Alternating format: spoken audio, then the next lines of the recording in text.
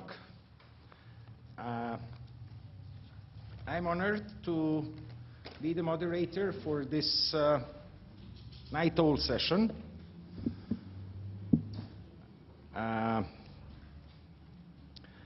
It's extremely warm outside, so probably nobody is thinking about energy, but November is not far away. So one would probably think that this is not a good timing to discuss energy security, but it's everywhere. It's a pity that we don't have solar panels on the roof of this building to have cooling via that energy. Anyhow, my name is Milan Simurdic. In principle, I'm ambassador of Serbia to Norway, but I'm here in my private capacity. So please consider this as what I will say as the opinion of a person that is rather diligent in following energy security topics. Of course, we will have two distinguished guests this evening. I will start with a lady, Ambassador Asszony. Excuse me if I use some of my Hungarian knowledge, I simply cannot resist. I know Anita from her previous period as a scholar and head of Constellation Institute. Now she's Ambassador for Energy Security in the Hungarian Foreign Ministry. Just to say a few words, to the best of my knowledge, after economic studies in Hungary, you have a Tufts University in Boston degree, and she's writing extensively on energy security questions. I don't have it with me, but I know that her recent book about Russian energy policy was extremely well received. We have a guest from the Netherlands. So keep in mind that Netherlands is an energy exporter, particularly when it's about gas. And Christoph van Acht is from, I never properly remember, is that Klingendale or Klingendale? Klingdaal, okay, thank you. Institute. That is one of the websites that I regularly open. It's one of the think tanks that is, to the best of my knowledge, pretty much engaged in everything what is energy policy planning in EU. Very much linked to the European Commission. So I think that we have two excellent guests for the introductory remarks regarding energy security. And of course, I see some of my good friends here. I expect at least their comments, if not so many questions. What should I say at the beginning? I was expecting a table, excuse me.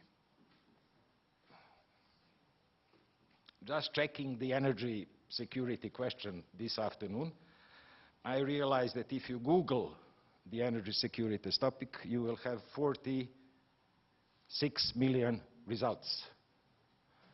It's nothing in comparison with oil. There is 1,290,000,000 results for oil.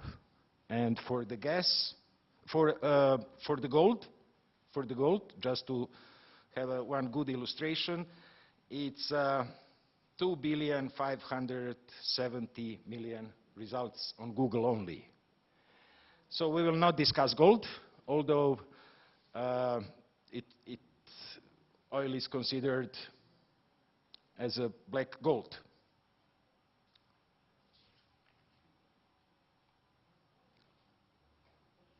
So from where to start, actually? We discussed briefly coming here from the excellent reception, and we agreed that I will try to give you a few introductory remarks what is energy security today, and then we will come via Europe closer to the region, and we will try to see what could be of particular interest for the region. I do have some notes, so I'm sorry just to find them. And the big picture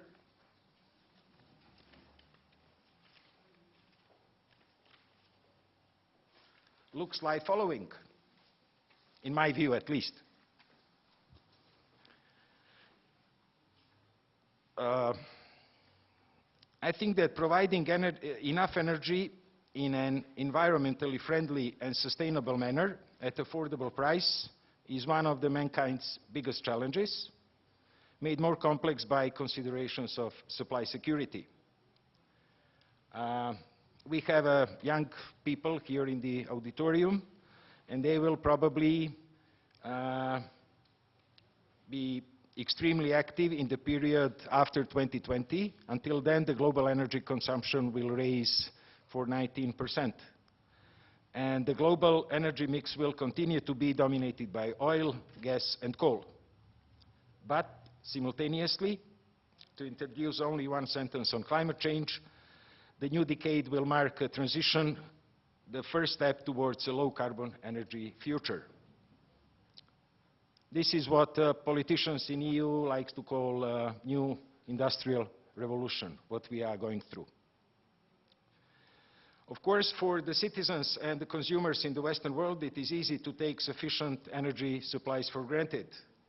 Generally, energy is supplied securely and at a reasonable price.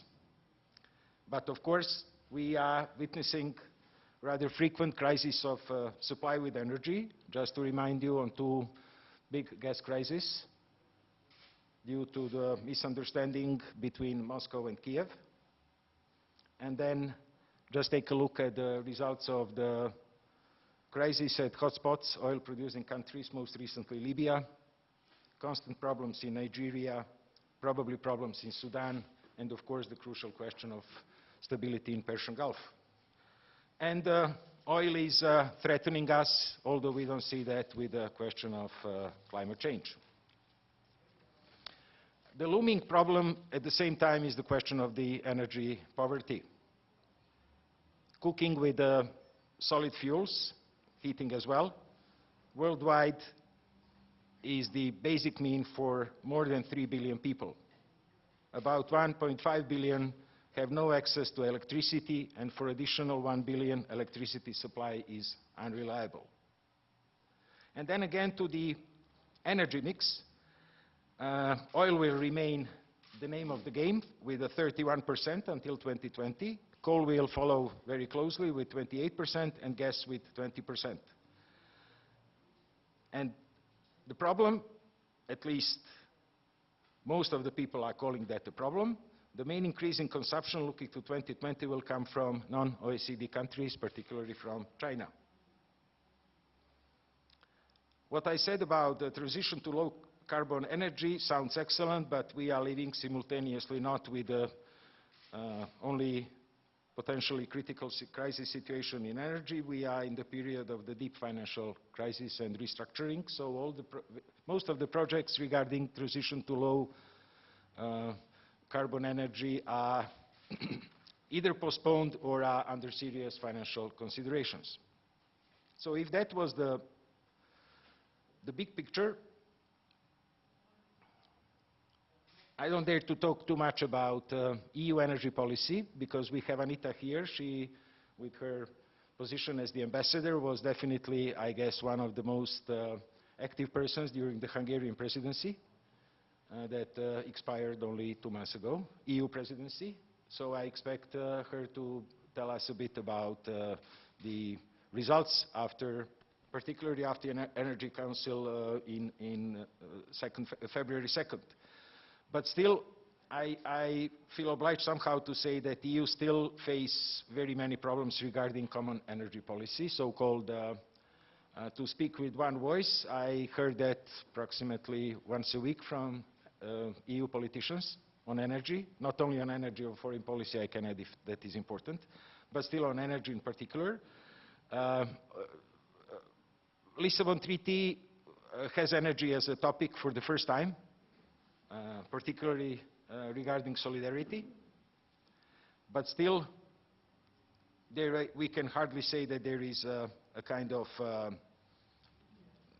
joint European energy policy. Closer to the region, I feel, just to give you outlines, I would like if we can comment on energy community as an organization that Serbia is ratified the Energy Community Treaty and is a fully fledged member. And I would dare to say that Serbia is practically, regarding energy policy, at least on paper, already EU member, because we took the obligation to implement all the EU regulations on energy. What I said about energy poverty in the world in general, we can say for the region as well, not only due to the destructions in the last decade of the previous century, but only due to the, as well due to the period of transition. We have here in the auditorium my good friend Sasha Kovacevic, whom I will ask to join us particularly on this topic, to elaborate a bit after his long experiences with the World Bank studies on this topic. And what else to say? High dependence on coal is probably the Achilles heel of the energy mix, particularly in Serbia, but in the other countries of region. Bad interconnections for the energy trade, if not for electricity, then for gas and oil in particular. And to summarize in one sentence, there is definitely a huge energy agenda in front of politicians and public in region in general. Serbia is, I don't know whether it was already approved or not, preparing new energy law. We will get it's approved, and that's one step closer to the energy community and EU energy policy. So I will stop at this point, and Anita, if you don't mind, I would like to, we of course have some, not to forget, we of course have some very broad outlines for the discussion this evening, but they are not compulsory, just an idea what we can talk about. All other questions are also, and topics are possible. So, Anita, I would like if you can give us an introduction in what is EU energy policy today. Afterwards, we will come to Hungary, closer we get to the region. Concentrate on EU energy policy at the moment in a few minutes. And let me first of all thank you very much the invitation for the organizers to include me as a speaker and to invite, I saw that there are a couple of Hungarian government officials as well as experts on the agenda. And I also would like to greet my friends in the audience and as experts, like pointed out Sasha, who is one of the best experts on the whole Southeastern European energy issues. So I can't wait for Sasha's comments on our remarks and everybody else's comments. Regarding the European Union, I think we made huge steps in the European Union also during the Hungarian EU presidency. We are hoping very much that during the Polish EU presidency, as well as we have to say, as well as before. As Milan, you mentioned, we had two triggers, the 2006 crisis and the 2009 crisis, which brought the energy security, as we understand it here in Central Europe, into the forefront of the discussion. And under energy security, we mainly understood and understand today in this part of Europe gas supply security. Of course, the picture is changing with the economic crisis with Fukushima, but I guess we will talk about it later. And these two crises triggered an attention in Brussels, as well as triggered a couple of answers, which you also partly mentioned. One of them is the whole concept of the Southern Gas Corridor, which would be the fourth gas corridor entering into the European Union, and serious steps were made in order to develop it. And another precedent, which was triggered by this crisis after 2009, January, when there was a coincidence, of course, together with the economic recession, and that generated the European Recovery Plan, which resulted in a couple of $1 billion investments into energy infrastructure. Part of it came into Central Eastern Europe, and as a result of that, a process started which can actually end in a real energy internal market. Because what we realized in 2009 January, among many other things, we realized, of course, the fragmentation of the markets in Southeastern Europe as well as Central Europe, the vulnerability of our markets, and the lack of interconnectivity. And it was ironic to see that the European Union, which is based on the principle of free movement of goods, was unable to deliver gas from one corner where it was in abundance in Western Europe to another corner in Central Europe or Southeast Europe where it was in lack. And this was actually the result of first of all, the result of lack of necessary infrastructure. So after 2009, January, due to the European Recovery Plan, there were a lot of interconnector projects which could start with the seed money from the European Union.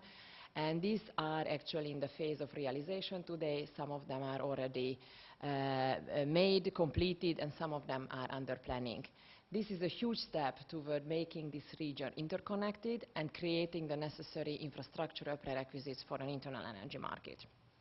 And let me cite a couple of more things in 2010 fall. The infrastructure package, the communication on the energy infrastructure came out from the European Commission. And very importantly, there was a huge step, not that much discussed in the media. In December 2010, the Security of Supply Directive was accepted. What it means, the security of supply that obliges member states to make the pipelines, gas pipelines, bi-directional.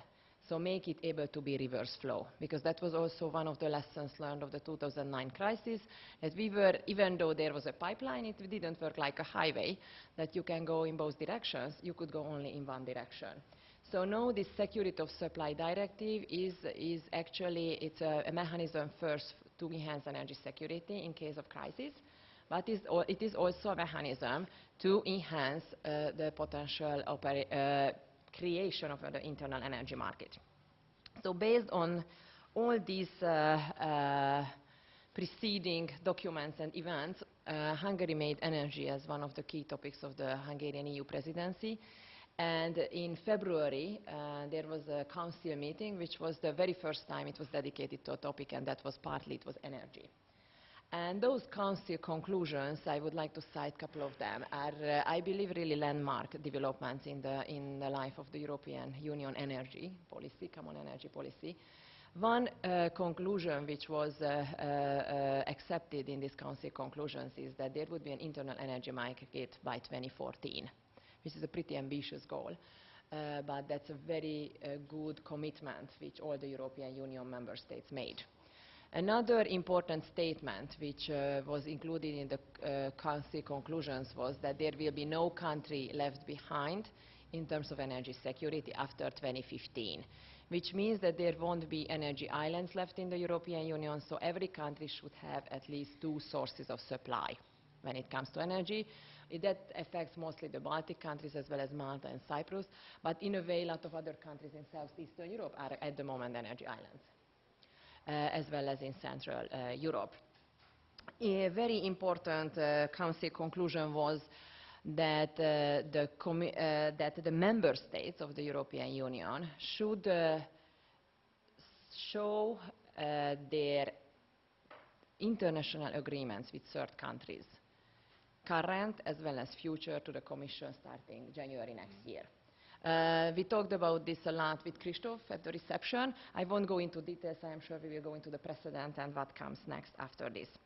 And very importantly, from Hungary's from this region's point of view, the Council invited the Commission to work further on a document to elaborate on the international supply, and the external dimension of the European Union's energy policy. And this document was just presented on Monday by the Commission, and this will result also again in Council conclusions going towards November and December. It is very interesting to see also the take the document is, the leadership the document is taking. As I mentioned before, when we were talking about energy security, we mostly meant gas supply security, and in our answers we mostly meant pipelines. So when we talked about European energy policy, European energy external dimension, we mostly meant pipelines. And this document, while also dealing with the pipeline issue, underlining again the importance of the Southern Gas Corridor and the importance to develop it, it also talks a lot about the extension of the internal energy market, as well as the deepening and widening of the relationship with the energy community and many other partnerships of the European Union. And I would draw attention to one more very important event which happened recently. The European Union, for the very first time, will enter as a negotiating partner and as a third under-signing partner in an energy treaty, and that will affect the Trans-Caspian Pipeline between Azerbaijan and Turkmenistan. The Commission just received the mandate from the European Council. This is again a precedent. This has never happened before. Of course, the Trans-Caspian Pipeline would be an extremely important infrastructural element to develop the Southern Gas Corridor. That would make it possible to transport Turkmeni gas via Azerbaijan towards the European direction. This is a recent development. This is the very first step of its kind, again, and it will be very important to watch to which extent the European Union can live with this opportunity. I would close here. Yes, thank you. Thank you. Christoph, coming from Netherlands, EU member state, founder probably, one of the founders. And on the other side, the country that is not on the side of where energy security means also the security of demand, not only security of supply. What is the view of the main energy producers in your country? How they see developments in European energy market? Well, thank you very much for giving me the floor. Thank you very much for having me here. Indeed, the Netherlands has a rather unique position in Europe because we are a strong producer of gas and exporter, and with our ports, etc., we supply or provide a regional hub function in certainly the Northwest European market. Yeah, commenting on the recent initiatives, and then maybe also coming back to this region and specifically the initiatives of the Commission, or the European Council, I should say, actually, enacted by the Commission and implemented by the Commission are certainly noteworthy. The views we have in the Netherlands as an open market trading country is that energy markets are made with all partners on board.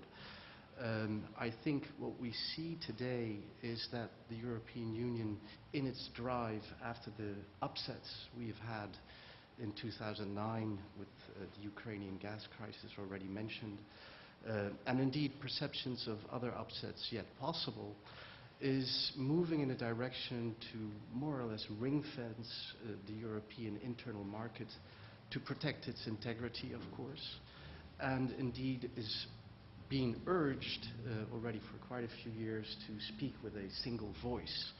And indeed, the latest manifestation of that we see in this heroic mandate that the Council has given to the Commission to negotiate this Trans-Caspian Pipeline agreement between Azerbaijan and Turkmenistan. Now, obviously, this is a very interesting precedent. Mind you, I don't think we should let this debate be driven by the current gas market fixation that you see in energy policy, but it indeed is important to mention a few words. And that is, of course, that this is going to, is going to meet a certain reality check in that region, and indeed is going to create further dynamics in market relations with other producers, in particular, of course, Russia. It also has consequences, these southern corridors, Nord Stream, South Stream, for important transit countries, Ukraine, of course, where we see a new gas debate already in the making. The issues that evolve about the gas deal struck by Yulia Tymoshenko, who is being accused of mishandling the sovereign interest, etc. Well, whatever happens there, will that lead to or enable the Ukrainian government to call that agreement void? That is something that is an interesting space to watch, etc. But I think one of the points here is that the European Union has to really have a very strong focus there as well, where its self-interest in terms of energy security is, of course, much more directly affected than with a future Trans-Caspian pipeline link, however important that may be for the materialization of southern corridors. So there is a focus issue here as well, and there is a message to external partners that, well, after Russia has unsigned the Energy Charter Treaty, that the European Union is much more in a bloc-forming mode as well. And I find that unfortunate. I also find it, you know, we see that we are having the policy debate about pipelines and specific projects that otherwise private parties would be running. But now indeed here we have government officials taking a much more proactive stance in the market itself. So there is an issue here also about role play and what signals that sends to private investors or companies who have the skills, ability, and most importantly in this age of fiscal austerity, who have also the ability to mobilize the funds to get those systems up and working. So I see, you know, confusing signals here. And true, let's pride ourselves that we have a single voice, at least at the policy level. That is a good thing. But should it be on projects, or should it be on terms of trade, investment, transit, etc., at more the regulatory arena? Open questions, and I think you know, these will be tested as we move ahead in time. Turning to the region, this region is of course on the crossroads of many of these debates, not only for gas but also for oil, to alleviate the Bosphorus Straits of congestions. So it has much to gain by regional market integration. This is, I believe, one of the questions also posed by the organizers for us to debate. I think it's an obvious one, of course. EU accession is now ongoing. We have to keep these wheels turning. With Greece in the background and the general findings about functioning of Europe, even with the Lisbon Treaty in place, I would say keep that agenda moving, but don't expect too many cheers. There are interesting developments indeed in the energy community treaty context. Serbia has recently launched the idea, or you know, a new policy format for a regional energy market strategy. I believe that will be discussed beginning of October in Chisinau.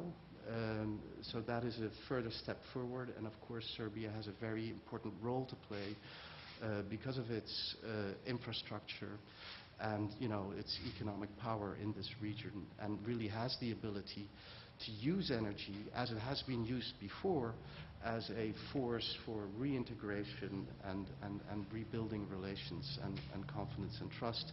And here the energy community serves a very important role.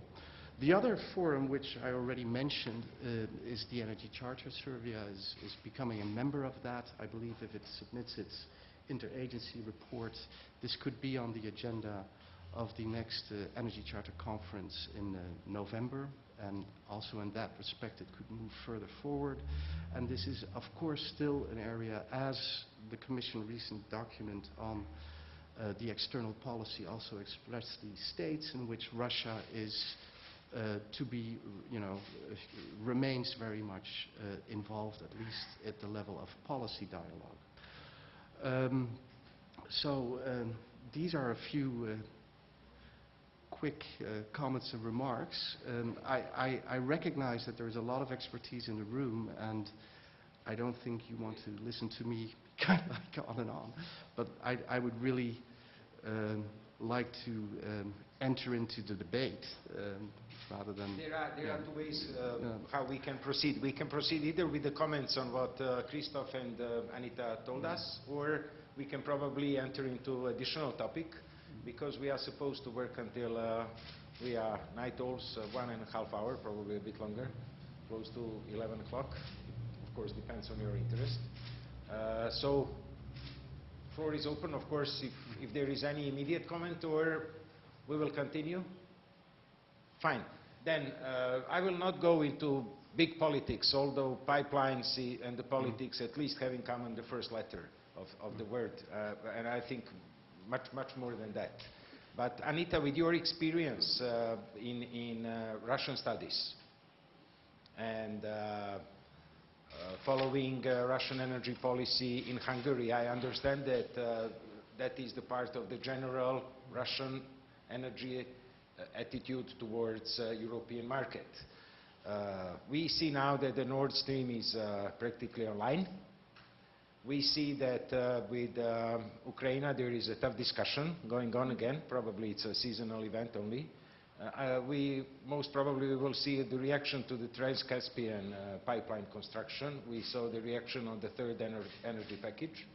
So Russia is always with a certain answer on EU energy policy. Where do you see the Russian position regarding the recent developments, how that will develop? Whether we will have more interdependence or we will have a bit more of competition?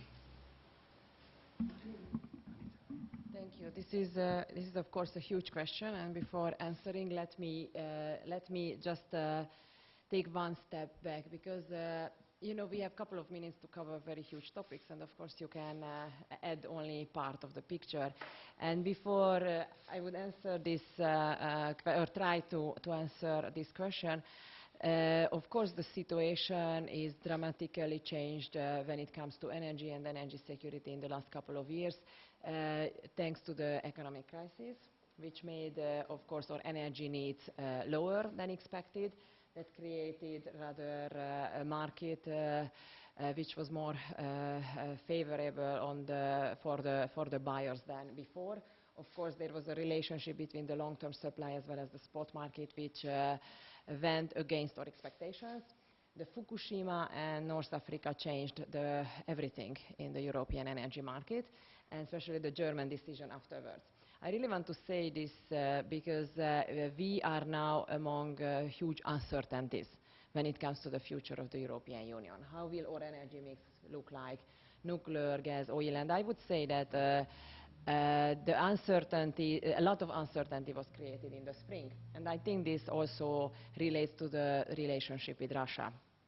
First of all, with the relationship to Russia, let me cite here, beyond the Trans-Caspian, let me cite here two very interesting developments which happened in the last 1 year with regard to Russia. And one is that last fall, it was the first time that the European Commission entered a long-term gas supply agreement negotiation on behalf of Poland vis-à-vis Russia. And that was absolutely unprecedented development. And according to, since these agreements are not official and not open to the public, as we can rely only to what our Polish friends are saying. And according to their statements, the new agreement they negotiated became much more favorable for Poland.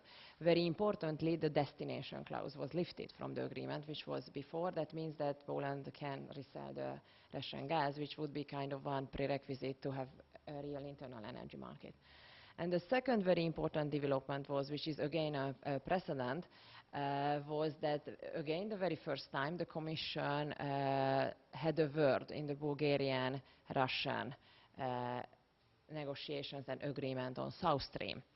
And Bulgaria invited the Commission to, as far as we understand, to see the agreement. And based on the third energy package, the liberalization package, of course, the Commission had its say. And with March this year, the third liberalization package entering into force, that is valid and it should be taken into consideration now in every single supply agreement as well as pipeline agreement to be made with any third country.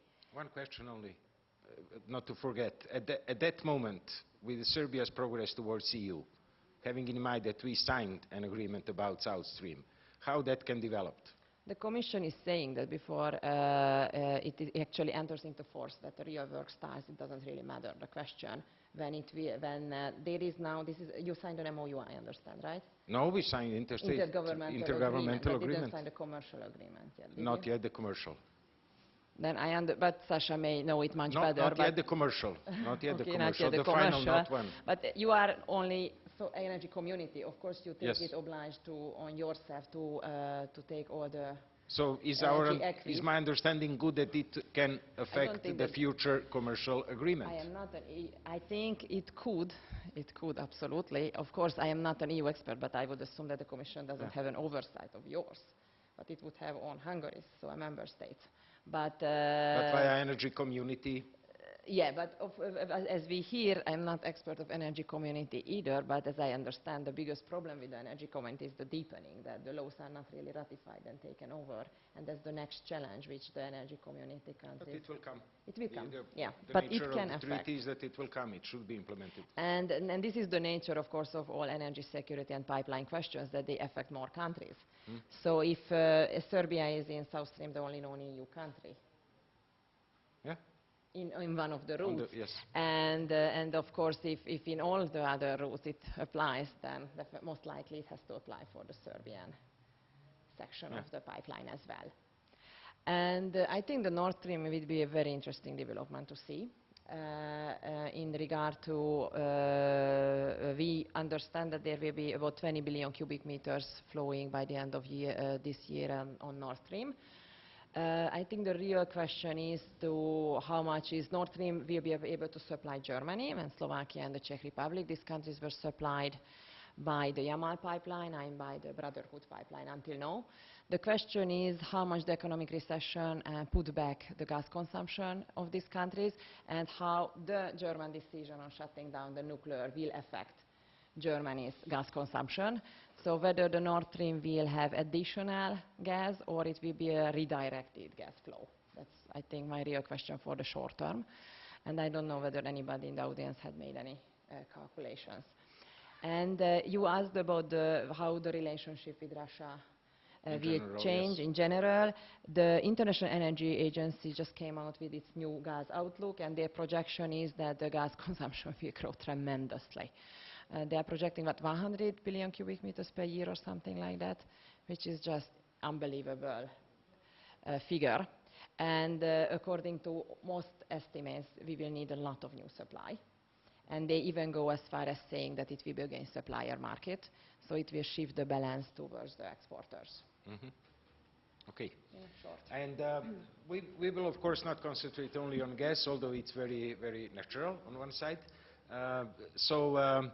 Security of energy security means also energy savings, energy efficiency, renewable energy, and so on and so forth. Christoph, what would you say on that? How it can fit into the general picture of energy security? Because we are facing the huge increase in consumption, probably, and on the other side we have the extraordinary situation regarding finance situation.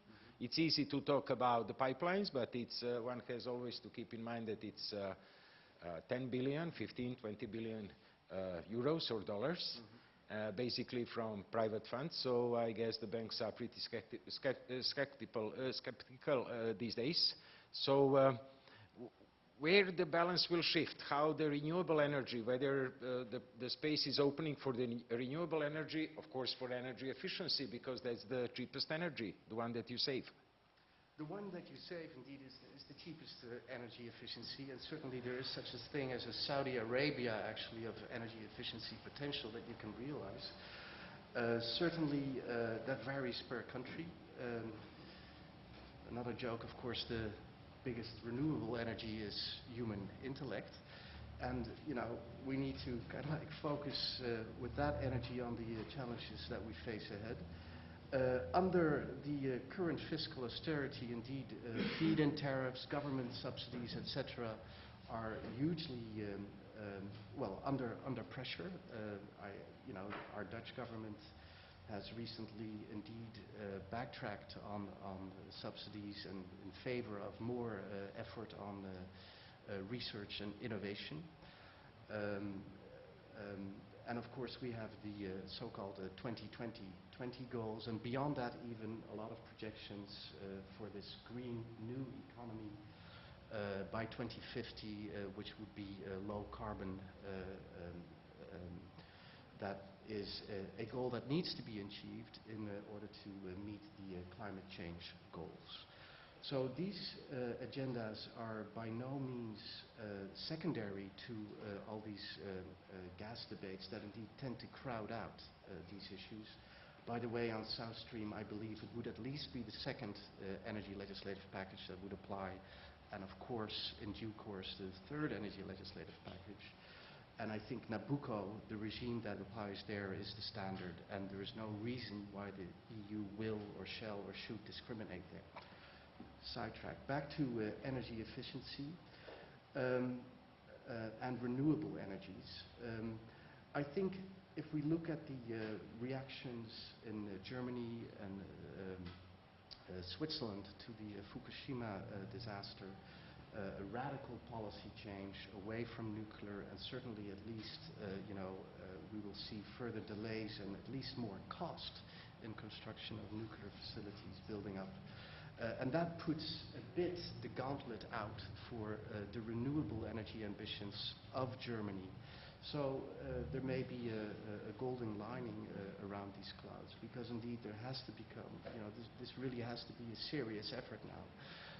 Merkel really laid down the gauntlet there, and it also has direct consequences for discussions on the energy mix in separate European countries, which thus far, I believe, still under the Lisbon Treaty, but let's not go into the legal niceties here, is still a national competency, how you arrange your energy mix. The German decision will have far-reaching consequences for grid investment, infrastructure buildings, connections to North Sea wind, etc., that have to be made. So there will be more of a trend towards moving towards a genuine European energy mix. And of course, there's a lot of room for optimization there. The 2020 goals, I believe we are on a good track there. What happens beyond that target is still very much an open debate. I think also what happens with the second commitment period post-Kyoto is an important space to watch. That process seems to be fizzling out. We see post-Copenhagen that the top-down approach, though it's there at the political level, we've seen Hu Jintao, Obama, and all these people there, but the agreement, of course, was not what we had expected. And that means that more regional initiatives, a more bottom-up approach, which will require much more regional coordination, etc., is required, and you need strong targets and clear policy objectives down the road to make that happen. No, I fully agree on the regional aspect, because at least one voice energy policy of EU is strongly based on solidarity. And this is what we badly need in this region in particular. Yeah. This is one of the key words, I think, in future developments, whether we would be able to support each other in moments of energy crisis. Yes, please. Just a quick comment on the solidarity issue. There is some tension between the notion of solidarity and the notion of subsidiarity, in which member states implement specific policies on their specific perception of what their sovereign needs are. The other issue is that solidarity, of course, should not apply to the EU alone, but should be the solidarity within wider Europe. And that includes all important partners, from Russia to the Middle East and North Africa, where, let's just mention that elephant in the room, it's being discussed in another panel, the Arab Spring has exposed quite a few deficiencies in our way of moving about energy security and in our external relations with producers. And it really does call for embedding that energy security debate external of Europe in a much more broader vision of foreign policy goals and norms and humanist values, or the market economic principles that Europe stands for. Energy is one of the main drivers of EU foreign policy? I would, if you read the press and hear the noise, you would think that energy indeed is the driver of foreign policy, and I think that that is maybe the world upside down. I think foreign policy should come before energy security, or energy security should be part of the common foreign economic policy of any. I just want to say that politicians, they all like to talk how they are active on energy policy and how they follow the developments in Southern Corridor and how they are. Yeah, there is a certain testosterone effect there, which is unfortunate. One remark when we were talking about solidarity, also one of the ambassadors for energy security from Czech Republic, Bartuška, he had an excellent comment that yes, solidarity on energy security, but responsibility as well. So do at your home whatever you have to do, and only then you can count on solidarity. So not solidarity as a remedy for the lack of action and lack of activity. Sasha, both Anita and myself, we mentioned you. We are expecting your help on understanding energy poverty in the region, and what could be briefly said on the energy poverty, just to see how situation is good or bad. I remember your figure that it's a biomass or the wood is the basis for the 60% heating of 60% of population of Serbia. Am I right with that? Well, in the region practically. In region, okay. With exception maybe of Croatia. But due to sun or? Due to cheap domestic natural gas. Yes, and the rather high production. Yes, but only so far. I think there are other issues here. We have a change. But help us with energy poverty. Indeed. Just give us some, to be with both feet on the ground. Energy poverty was mentioned in the signing ceremony for the Energy Community Treaty as a main reason for the treaty. It's mentioned again a couple of months ago in the Commission report to the European Parliament on energy community. And it clearly says that nothing was done. So yes, there was legal harmonization, there was a bit of regulatory reform, but in reality, infrastructure and poverty issues remain the same. Which means a number of things, actually. Means that energy poverty is already rampant. In Serbia, Serbia loses about 5 percentage points of potential GDP growth because of energy poverty. This country is one of the rare European countries with winter mortality because people are not able to heat sufficiently. And finally, employment and industrial development is practically limited by availability of energy. And that's fully confirmed in latest survey of commercial investors last year, 2010, that about 3 times more investors are now listing energy as a limit for their investments. Not only in Serbia, but in the entire region. So unfortunately, after 5 years of energy community development, we have deterioration of energy services, of quality of energy services. So we are going an opposite direction.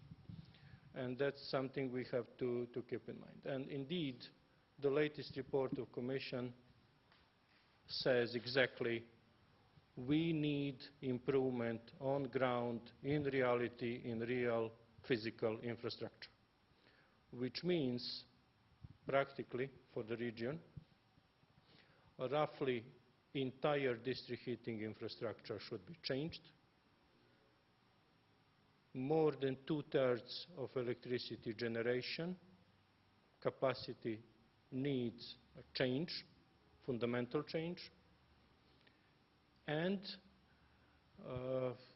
practically, including Croatia this time, about 2/3 or even 3/4 of population have to change the heating supply. It's a massive change for next 6-7 years. So, and we don't see that even an intention.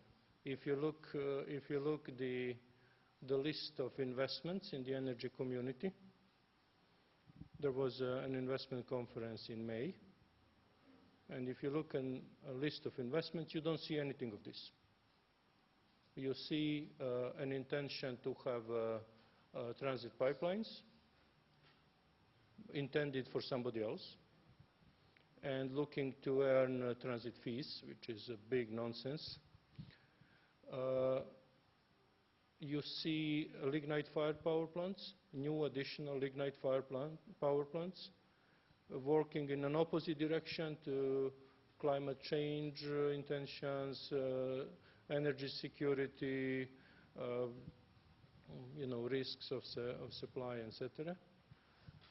And you don't see any of changes which are prescribed by the Energy Community Treaty. So it's a big problem.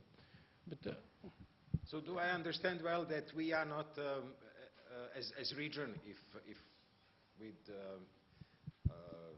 no bad meaning of the word, if I mention region, but the countries in Western Balkans, we are attractive as a transit direction, not as an investment area? Not at all.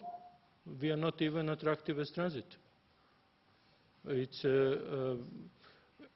this is exceptionally expensive transit.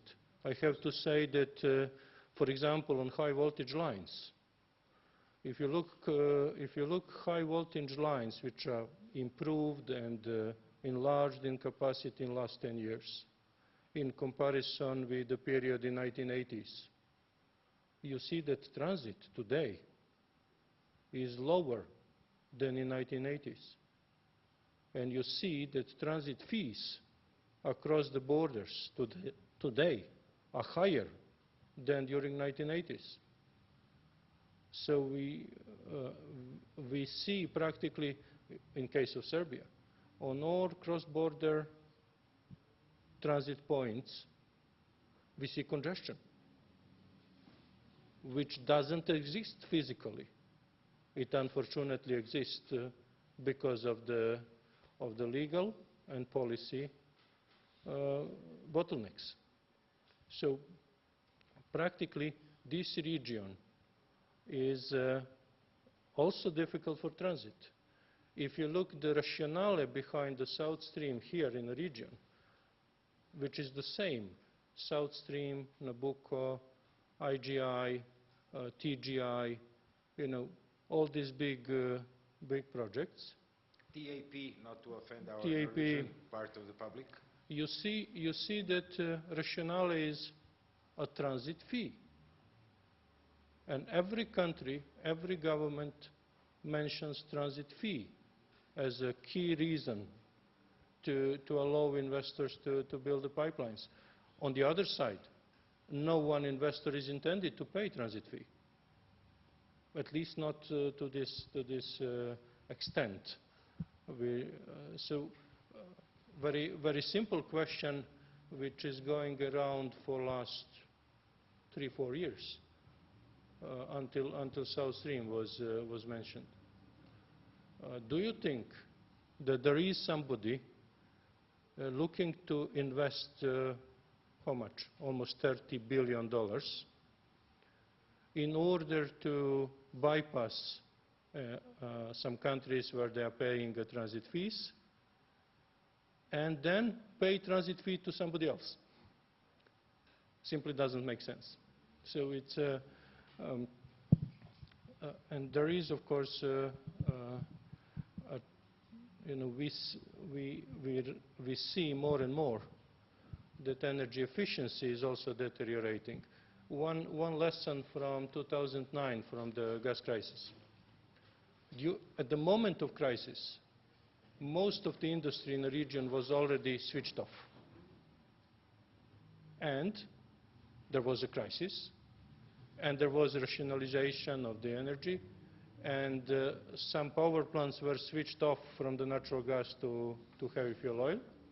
But Zagreb, Sarajevo, Belgrade, Sofia, cities consumed more energy than ever. So the actual consumption was absolutely huge. In Sarajevo, we have a situation where winter consumption, comparing with summer consumption, is 37-1. It's not normal winter, seasonal difference of 1-4 or 1-5. 1-37. There is no infrastructure that could sustain that.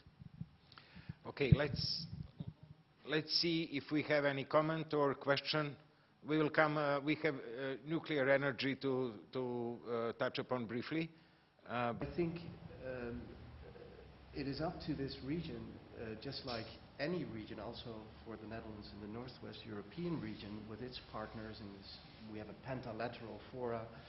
You can think of a septilateral fora here, but to ensure that you enlarge your market, you kind of like coordinate your investment policies, your transit regimes, bring them in line with energy charter or energy community or even indeed internal EU law in order to make these projects happen. And then of course, not so much referring to the mega projects here, these southern corridors, but the simpler, smaller, step-by-step incremental investments you need to actually ensure sufficient gas supply, switch away from lignite gas-powered power stations, enable gas to play that role as you transition to a more low-carbon economy, because there's a debate out there as well. Is gas a fossil fuel per se, or is it somewhere in between? What is the role that it will really play in this 2050 vision of the EU? And in this region, I would imagine it can play a very important role in switching away from more carbon-intensive power generation. On nukes, coming from Netherlands as well with nuclear power plants, I guess. This cabinet is, I believe, committed to in its term, issue a license for the construction of a new power plant. Yes, yeah. But we have one in the neighborhood, not far away here, the north in Pakshi in Hungary. So what is the understanding of the direction of nuclear policy in your country? Because recently Serbia was at least giving some signs that we are ready to enter into with a minor 1% share in Belene nuclear power plant. Now the story is for the time being not anymore on radar. I don't know what will be the final outcome, but obviously we still have officially the moratorium on nuclear power plants construction. How things will develop? Serbia is surrounded with the countries that with the nuclear power plants. Yeah, if you are asking specifically about Hungary, the situation is pretty clear in Hungary. I have to tell you, at the moment, it's 40% of our electricity generation comes from Paks, from nuclear, 40. So it's pretty high number. And we have one thing in parallel with the Netherlands when it comes to our energy situation, what we like to say, that the place of natural gas, or getting back to gas, in the energy mix is as high as in the Netherlands, over 40%. But there is just one difference between the two countries. One is energy gas exporter, the other is importing almost 100%, not 100, over 80% of its gas. So when it comes, and Hungary is not that well endowed with renewable. With the most traditional renewables. In terms of wind, we are not that windy. In terms of solar, we are in between, and we are not hilly enough to have too much water. When it comes to renewable, we are counting mostly on biomass and geothermal. And of course, we have 1% from each, but we are not well endowed if you look at the endowment. So So I think the picture is pretty clear, and there is the Hungarian parliament, the previous parliament before the Orban government, committed with 95% to extending the livelihood of Paks as well as building new blocks. And the decision about the extension of the livelihood has to be made about the first block this year. At the end of this year, it will be. And if the extension will be delivered, then the livelihood of Paks will be extended till 2032, 2037. So the first block finishing 2032 and the last in 2037. The next big decision has to be made, of course, whether extending Paks or not. Currently, the expert debate and the political debate goes into the direction that there is not it's not a real option economically to substitute the nuclear energy in Hungary.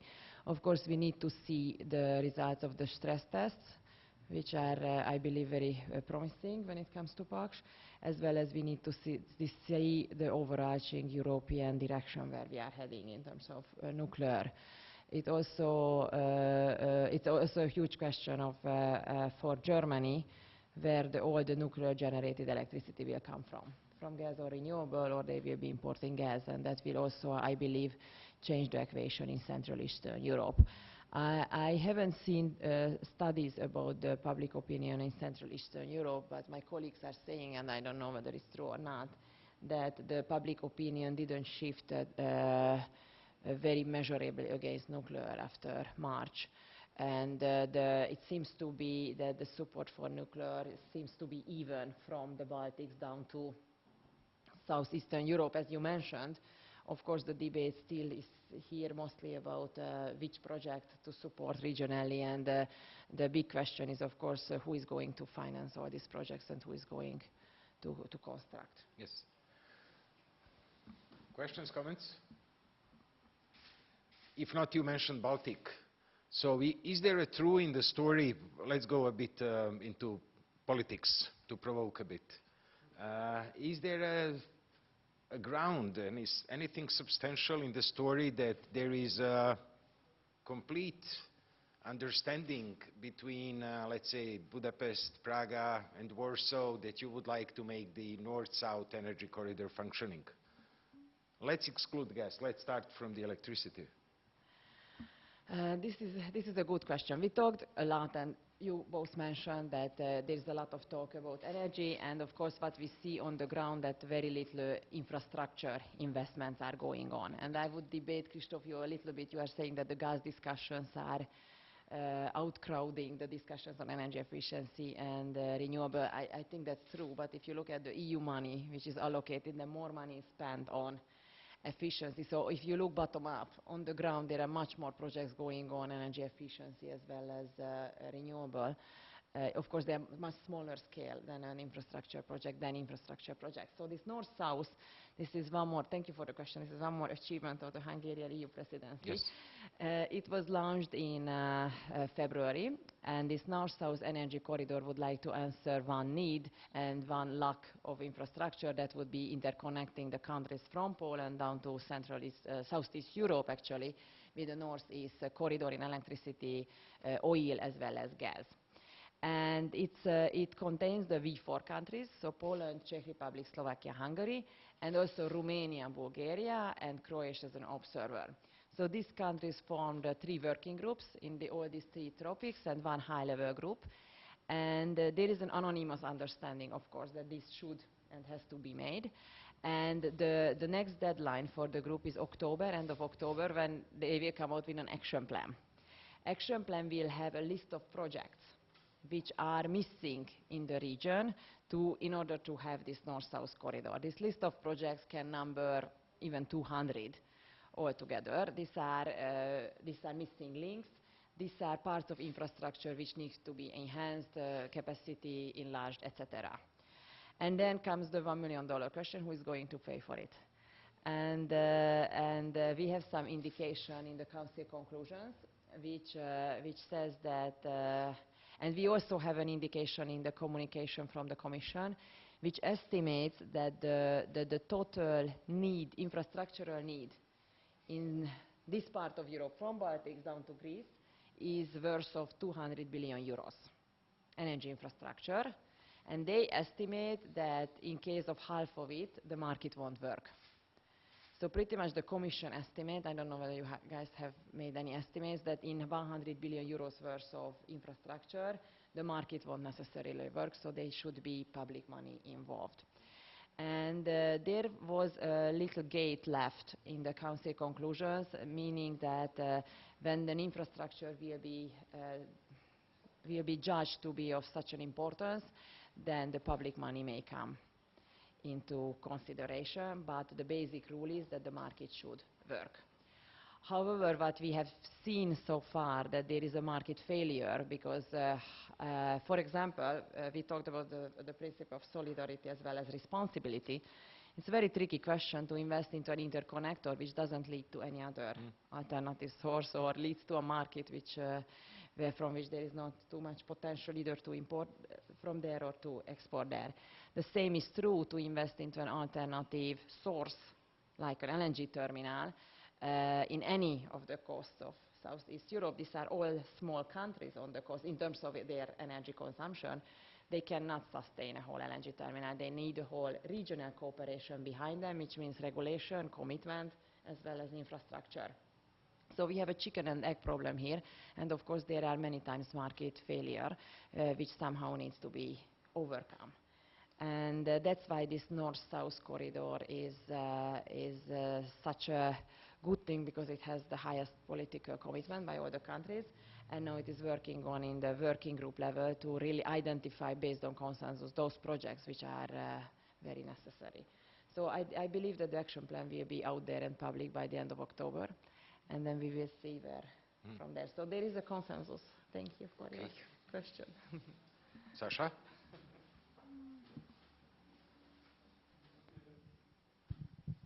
Just to add a bit of perspective there, I would say this way. As usual, in last 160, 70 years, Central European North-South development axis gains attention.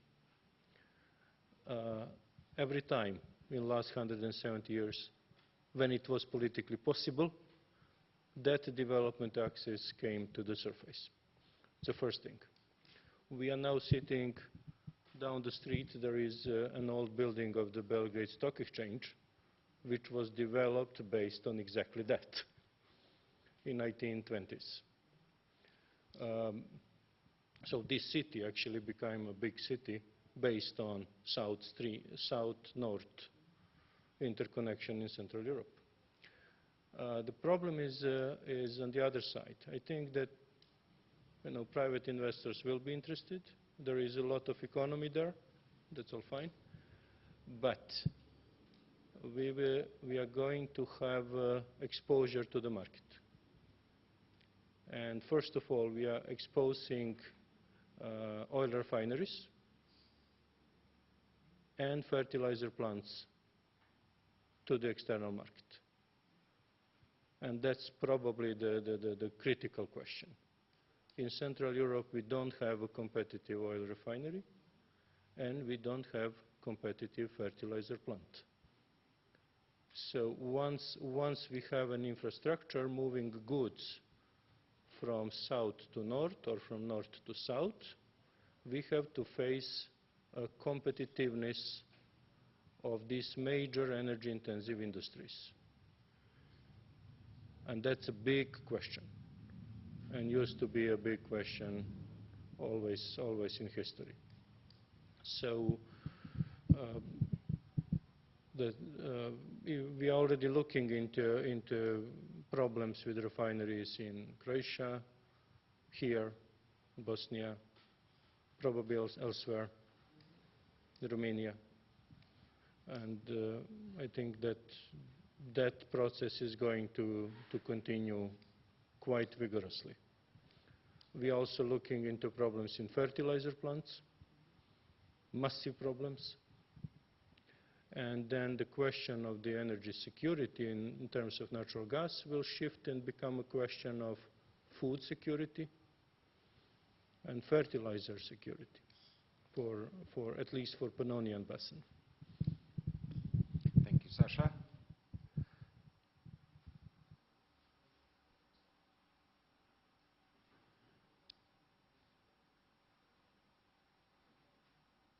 Any comment from you?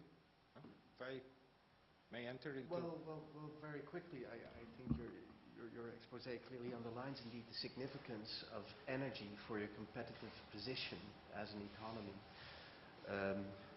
Just quickly on the EU support in terms of funding for infrastructure, I think we should indeed be clear. Obviously, market failure is something you have to be very exact about what you really mean. There are, of course, vested interests at play in any market. There are issues about market entry that you would like to facilitate as a government, but it is a big step indeed to kind of like take a funding step there if you are not really sure that you are enabling broader competitiveness. So this is, I think, one of the issues that a lot of private sector players have with EU support for particular infrastructure projects. And you mentioned also the European Recovery Fund. I think there have been some issues there about allocation of those funds that have maybe indeed given cause to some concerns and distortions. Is that going to be possible with such a financial crisis, with stories about two-speed Europe, about the EU future of EU funds, future of finance governance in EU? So I think we can agree more questions than answers, particularly nowadays. Well, yeah, it's easy to pose questions. It's much more difficult to formulate good answers. But I think one of the things that you will see developing is that maybe the time for mega projects and big strident policy approaches on investment in energy, I mean, it's time maybe to reassess those and recalibrate. So more towards localization in energy policy in general? What can you do with letting markets work again and kind of like going for the low-cost option from a government perspective? And that is simply implementing the third energy package and making sure you have your regulation transparently in place and, have that system work. And then I think you already make a lot of headway. By the way, I think also that third energy legislative package, now that it is here, is also a basis on which you can rationalize the whole energy debate on pipelines and relations with external producers, because you can simply say, well, these are our laws, and they apply to all investors coming into the EU. So, there's no need for pitching this project above the other. I don't know how that could be important. We missed one where we talk a lot about gas. We did not touch upon the shale gas. Is that important for Europe? I mean, one would guess that Russia is the biggest natural gas producer in the world. Not anymore. USA last year took over, if I'm not wrong, Yes, yes. introducing shale gas production. So is there there is some exploration in Hungary going on, as well in Netherlands, some preliminary? No, I think there are some license debates, but I'm not sure if there's a license already given. Allegedly, most of the comments are in direction that no game changer in Europe in form of shale gas, but regarding global energy market, that it can influence a lot. We are trying to follow the shale gas debate, of course, the impact on the global market as well as the possibilities in Europe. In Hungary, yes, there is and there has been exploration actually here on the Serbian border in Southeast Europe next to Szeged, Mako. I guess you will share with us your I think we would. Experience. I wish that we were in this situation. Probably the same basin. Not the experience, but the gas. We were in the situation to share with your gas. So the situation, that's a very difficult terrain in Hungary. It's 6,000 meters deep. And I'm not an engineer, but I was told that it's in moving sand, so it's not enough that you reach there, but it's also difficult to extract.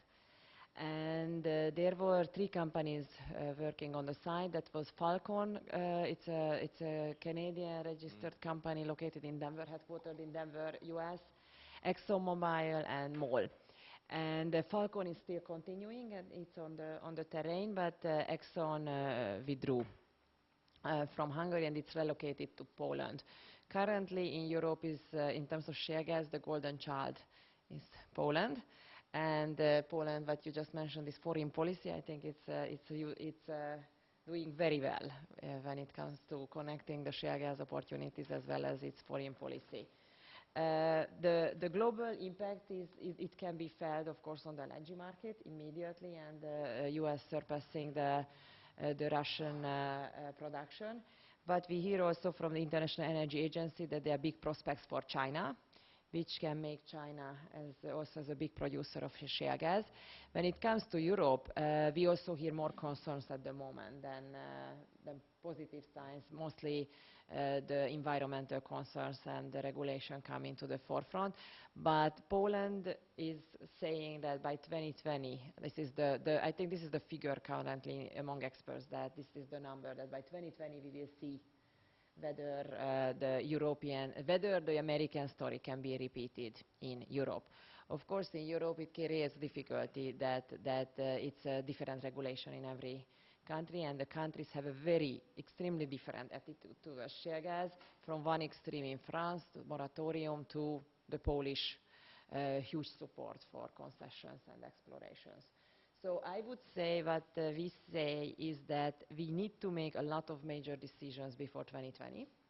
Before we will know with big certainty about shale gas, I think a lot of big decisions have to be made.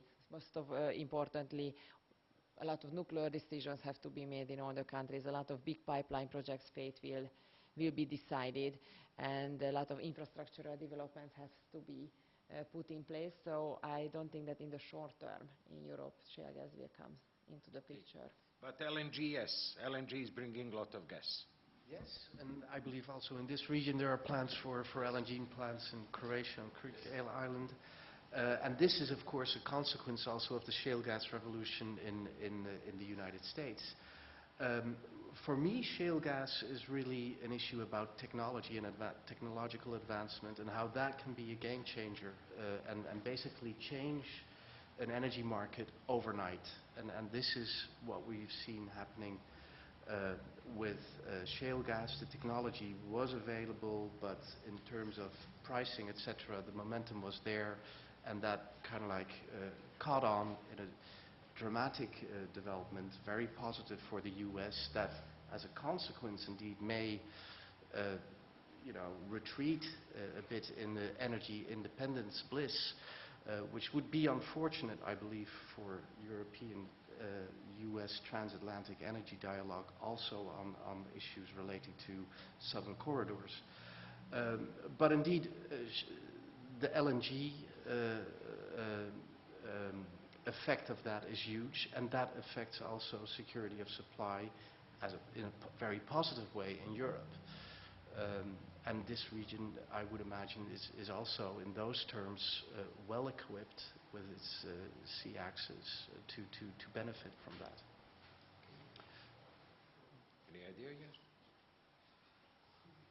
Once again, I think that the rules of the game already changed with understanding about shale gas in Ukraine.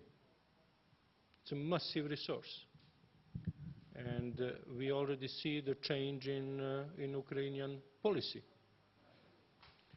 So the change is already there, and we can expect also change once Balkan countries understand what kind of reserves they have, and in which parts of the countries are these reserves located. So in Balkans it will be again another security problem. Could you be more specific? Why security problem? Why not a solution? Well, Balkan already experienced 20 years of problems because of resources, in fact. So you think we have a hidden race for natural resources around? Not hidden. So so the problem is just behind the corner, actually. On the other side, on LNG, almost every country. Greece, they just issued a license for Alexandroupolis LNG terminal. Albania have 4 licenses. Croatia have at least 1, maybe 2. In Trieste, another one. Bosnia is considering in their small seashore, they are considering an LNG terminal. So there are discussions in Montenegro. So practically every country with access to the sea already have relatively significant activity on LNG. And that's an interesting process to follow. So that's ongoing process. And finally, of course, transport and energy-intensive industries are going to make a change. I would like to underline fertilizers once again. This is roughly 1/3 of gas consumption in Central Europe. So if this is moved away, we are speaking about massive change on demand side.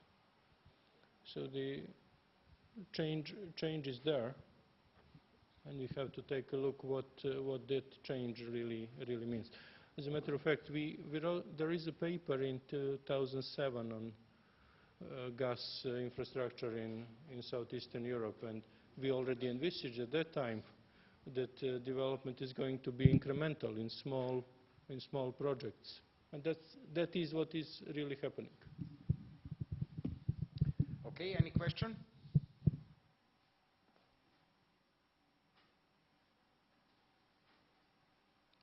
Turning slowly to the final stage, because night owl was not very, so everyone is still with the open eyes, so we are still in the night owl session. Yeah. Okay, we were explaining a bit about EU regulation, but it's still, with energy security and energy, it's about, like with Friedman, it's about flat world. Yeah. So things are interconnected in an unimaginable way. We are probably not aware of that. And obviously, there are voices that we would need a kind of new global energy order, if something like that is possible. We would need probably a reconstruction, not only of energy, of very many things. So, do you see that there is a rising momentum for that, or again, energy could be a source of future conflicts? Well, I think there is indeed this sense, that we're moving in a different world, also because of technology. Codependencies are becoming so much more refined and interwoven. It's not a black and white world. It's not a chessboard. Of course, some people still think in that mindset, but it's more of an ecosystem. And you see it also with fuel inter-competition, gas, LNG. So that, together with the rather dramatic, and I find that is unfortunate, outlook of catastrophic climate change, all these negative forecasts we have, I think there is slowly, on the bottom up, building a much more positive sense that with the technologies available, there is more understanding, less geopoliticking, that ultimately we will have to integrate and we will have to accommodate all the interests that are there. The problem is, are markets still the appropriate mechanism to regulate that? Does it require a whole new system? I'm unsure, and I'm a bit hesitant to entertain this notion that we have to think more and more creatively at the government level. I think in these uncertain times, government policy has to be coherent, consistent, predictable. But indeed, markets and private initiative should maybe bring us to that next consensus. But plus technology. Plus technology. Plus technology. Jeremy Rifkin, I think, just issued an interesting article or book on exactly the interface between energy and new communication mechanisms, and that has always been one of the two elements that have driven great societal advancement. If I remember well, even Daniel Yergin, the famous guru, said that the solution for energy security is the development of technology first of all. Okay, we can expect global order probably if we are on the optimistic side, but well, regional order is already very good. Yes, but not markets. I mean the regulation. The small countries, for us, the last resort where we can feel safe is when we have the least firm regulations, and as better they are implemented, better for us. But finally, Anita, to ask you.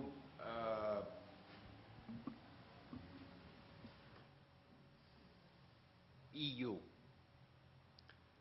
I still have some reserves how EU will develop, of course, and let's leave it to the probably table where they are discussing that. But do you see genuinely in EU only in the Commission or among the member countries, or how things will, what would prevail at the end, or particularly the big companies? Where do you see the lowest common denominator in the energy game between these, let's say, three players? I would like to see the person who can answer this question. Well, probably it's one of these $1 million questions, but where is the lowest common denominator? Where we can expect things to come from? Every coin has two sides, and if I look back my expert times, I never thought that we will be here regarding the European Union. I think the European Union made huge steps to ensure energy security in the last couple of years. And maybe you may say that these are many on paper and words, but these many show a consensus and a genuine understanding of the concerns of Central Eastern European countries. But of course there is a huge road ahead of us. And what triggered these movements, a big crisis was needed for that, and these were the crisis of 2006 and 2009. And now what I see from my seat that now there are more other questions which are more prevailing in the European Union, and that's the whole future of the Eurozone, which are taking a lot of high-level political attention from the energy issues. But I agree with the general statement that if we do our homework at country level and regional level, and Hungary is very much thinking and working in different regional formats like the V4 cooperation, the high-level, the North-South group, as well as we haven't mentioned yet because it's not too much out there, but the Danube strategy is also a new framework to work with the energy community countries as well as 8 EU member countries, and sustainable energy plays very highly in the Danube strategy agenda. So I believe that notion was understood. Of course, you need a good coincidence of like-minded governments, like-minded bureaucrats in place to enhance that agenda when it comes to regional cooperation. But I think that the road which we have to go forward is pretty clear. We just need leaders who are pushing us through. Thank you. Yes? Regulations were mentioned, and also remarks about that it's nice to have governments creative. Don't never ever mention governments to be creative. They find a way to be creative, and that's not good at the end. Sitting in the parliament, sitting in the parliament and trying to regulate for the last 10 years. I'd like to share with all of you, again, you mentioned Jeremy Rifkin, I think, that he said, you look at the problem, and if you really want to see your own capacity to resolve the problem in front of you, then remember that Martin Luther King didn't say, I have a nightmare. He said, I have a dream. And that's something what I very often feel for the last 3 years throughout European Union. What will happen with European Union? Now, what will happen? You guess. What Russia will do. And coming from Serbia, we say, calm down, it's only crisis. It will go. It's a joke on us. But there are moments that are missing in different debates in European Union, and that's appreciating what all the countries from 6th, 7th, 5th or 4th enlargement achieved in a very short period of time.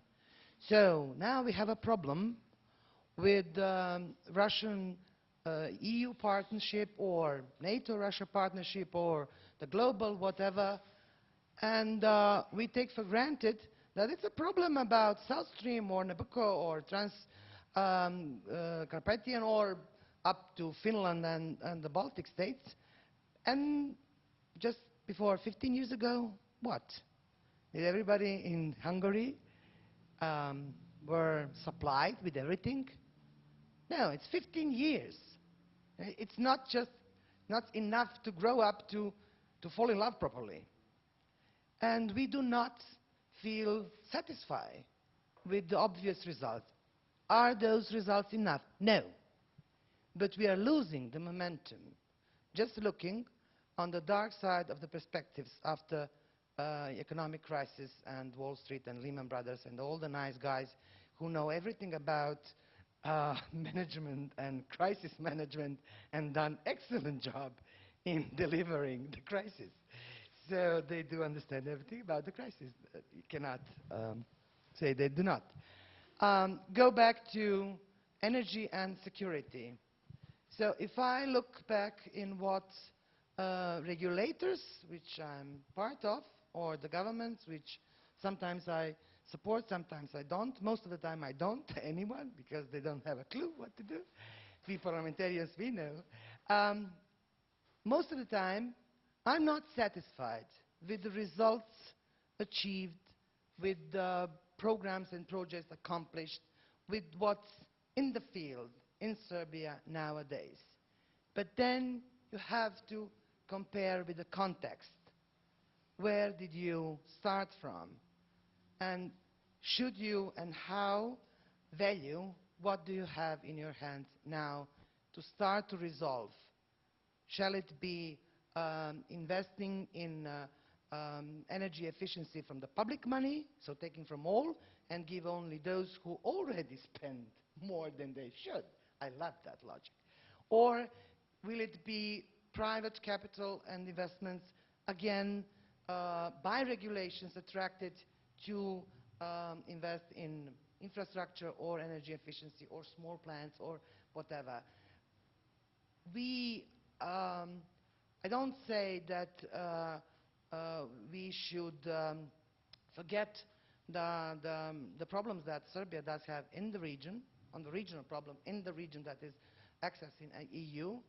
But what I'm trying in each of such dialogues, debates, conversations is try to again catch the idea that we used to have an idea that gave us tremendous results back in 1998, back in 95, back in 2000, and it's not likely that we don't have any idea how to regulate future energy problems within European Union in balance between regulation and state giving upper hand on everything when energy is in question, and private investments in free market, or with the partners throughout the global part of the world, this one, or with the accession countries. I think that it's doable, but I don't think that we put enough energy in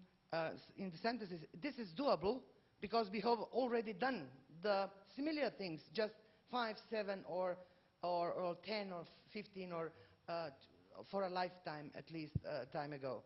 I will conclude with a sentence that nobody likes to hear in Serbia, and the sentence that annoys a lot of people in Serbia, if not all. And that is that it has never been better than these days in Serbia. And that's not a good news, but it's true. And that's something what I like to share with people who say, would like to say that it cannot be true. Unfortunately, it can. Because 11 years ago or 12 years ago, we had no idea of the strategy for development of energy in Serbia. We had restrictions. 25 years ago, when I went to grammar school in Novi Sad, we had restrictions. There was no electricity between 8 o'clock and 9 o'clock, and there was no electricity between 4 o'clock and 6 o'clock in the afternoon. And we have groups, and that cannot be better than what we have today. It doesn't mean that what we have done yet is good or good enough. But I think that we can all help each other with a little more trust in possibility to have momentum, impetus in European Union more than here. I know what will happen here with the leaders and the ideas that can put a little more bright in a lot of problems that European Union does have or share with us. So, and thank you for, I've learned a lot, and I've learned how to say what we have from government, more or less. But the EU has started with energy. So I think the whole situation can only give an additional impetus, and you will come back to the energy. Energy security was 3 years ago at the top of all agendas, like human rights at the end of 90s, and like financial crisis today, but it will be always around us. So if no other questions, may I summarize in 3 messages? And if you agree, there is no official need for conclusions, but I think that we got very many confirmations for the sentence that energy security lies in the integration of every and each country. That goes for the national level as well, I guess, for the partners. Secondly, that the regional stability is the precondition for that. And thirdly, that Serbia, if I may say that, should exploit more the benefits from the framework of energy community, IG, EU energy policy. Only being an attractive partner for the energy investment, including entering into energy charter finally. I did not answer to Christoph, to your remark about lack of Serbian membership to energy charter, and we expect to be investment friendly without proper regulatory framework. But still, I think that, again, solution would be think about where you can integrate. And regarding energy security, I can give you 2 quotations. First is my famous dear one from Winston Churchill, and it goes about that energy security lies in variety and variety alone. He was thinking about oil, and I will turn that to our local conditions. I'm coming from the same town like Madam Chomic, that every good host keeps his eggs in different baskets. Or in Serbian, dobar domaćin ne čuva sva jaja u jednoj korpi.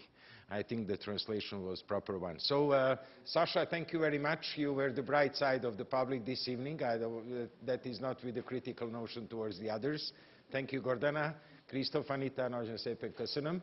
Hope to see you next year at the Energy Security Forum and to see how the projects are developing. Thank you.